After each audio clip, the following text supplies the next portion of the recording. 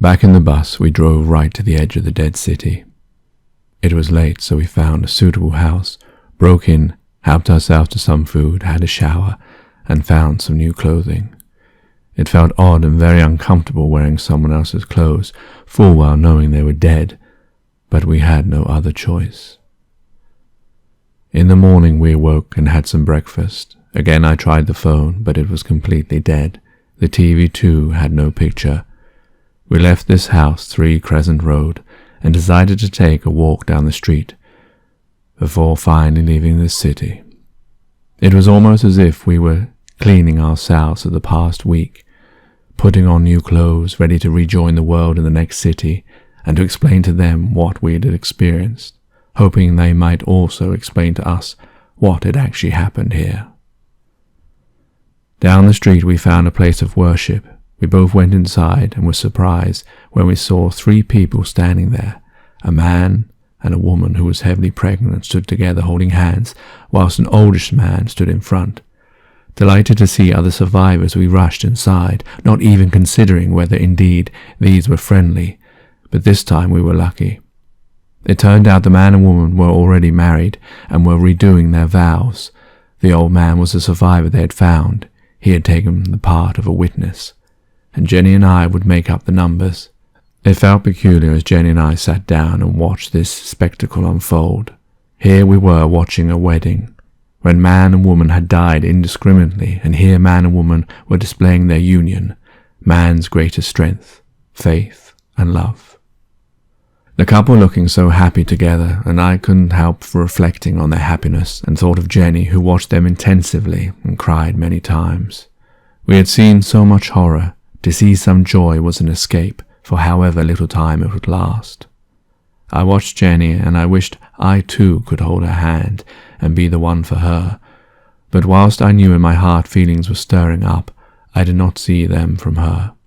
I felt like a young boy again, just wanting to find love, fearing rejection, not being able to speak, watching love pass me by like the day does night, and like the day that is gone, you can never bring it back. I looked at the woman, her stomach out. She must have been at least 8 months pregnant. I started to ponder how amazing life was, how it kept on going. Man dies, another is born, and so the circle ever continues. How inside that little stomach was life. How from one small cell it grew and multiplied, from something that man couldn't even contemplate, as life into a baby that could only scream and cry, not able to think or talk, that would have to learn all that was around it. How amazing God's creation is. How now alive I am. I see and think, breathe and feel, and yet before I was in a womb, and just one single cell before it divided and life began. And when I die, a new creation, as unbelievable to me as my first, will I approach. As I pondered over man's creation, the old man came and sat by me. He didn't even introduce himself. He just started moaning about how his home had been destroyed by a gang of tramps. Maybe they had been the same ones who had tried to strangle me. He had red hair and a wild stare in his eye. He seemed like something out of Dickens rather than real life. "Look, all I'm saying is, we can't stay around here all day. I've got a stomach to feed," he said. I didn't dare interrupt. He continued, "I haven't eaten for a good 3 hours. And if I don't eat, then I shall be full of gas. I can't stand being full of gas. It's not good for you. I told the wife. I always told the wife. She never listened. Guess she won't now." I heard the words he said and expected him to go into some mournful expression, but he continued as if she had just gone to bed, as opposed to, I guess, the grave. "I need my food, I tell you. If you're going to hang around with these 2 lovers, then I'm going to go it alone.